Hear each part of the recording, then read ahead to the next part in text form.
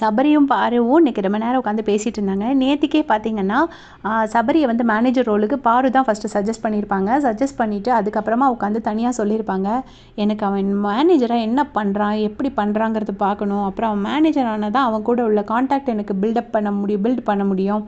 அதனால தான் வந்து ஒரு கனெக்ஷன் பில்ட் பண்ண முடியும். அதுக்காக தான் நான் வந்து மேனேஜர் ரோலுக்கு சஜஸ்ட் பண்ணேன். எப்படி தான் அந்த வேலையை பண்ணுறான்னு எனக்கு பார்க்கணும் அப்படின்னு சொல்லியிருந்தாங்க. அதே மாதிரி அவரும் மேனேஜராக இருந்தார். அவர் ஓரளவுக்கு சக்ஸஸ்ஃபுல்லாக எல்லாமே நல்லபடியாக முடிச்சிட்டாரு.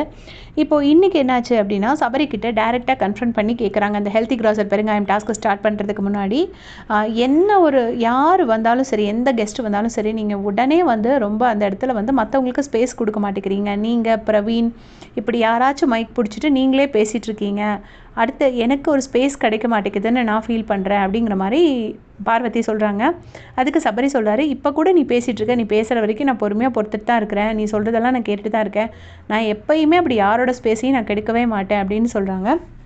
அதுக்கு பார்வதி சொல்கிறாங்க, எந்த ஒரு இடத்துலையுமே தான் மட்டும் வெளியே தெரியணும்னு நம்ம நினைக்கக்கூடாது, எல்லாருக்கும் ஈக்குவல் ஸ்பேஸ் கிடைக்கணும்னு நினைக்கணும். இது ஒரு ஃப்ரெண்ட்லி கான்வர்சேஷனாக தான் போகுது, சண்டையாக போல்.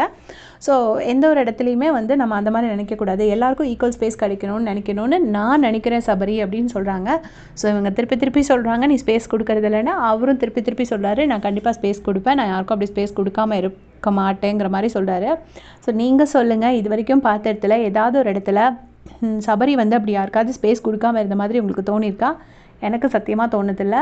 ஏன்னா அவர் நேற்று ஒரு இடத்துலையும் எல்லாரையுமே தேங்க் பண்ணுவார், எல்லாருக்குமே ஒரு ஆப்பர்ச்சுனிட்டி கொடுப்பாரு. நேற்று கூட திவாகர் அந்த ரோலில் போட்டார். அந்த ரோலில் போட்டு திவாகர் உண்மையிலேயே அந்த மீசையை வச்சுட்டு அவரால் முடிஞ்ச வரைக்கும் எதெல்லாமோ பண்ணிகிட்டு இருந்தார். ஸோ அவர் அப்படி ஸ்பேஸ் கொடுக்க மாட்டாருங்கிறது எனக்கு அதில் உடன்பாடு இல்லை. உங்களுடைய கமெண்ட்ஸை சொல்லுங்கள்.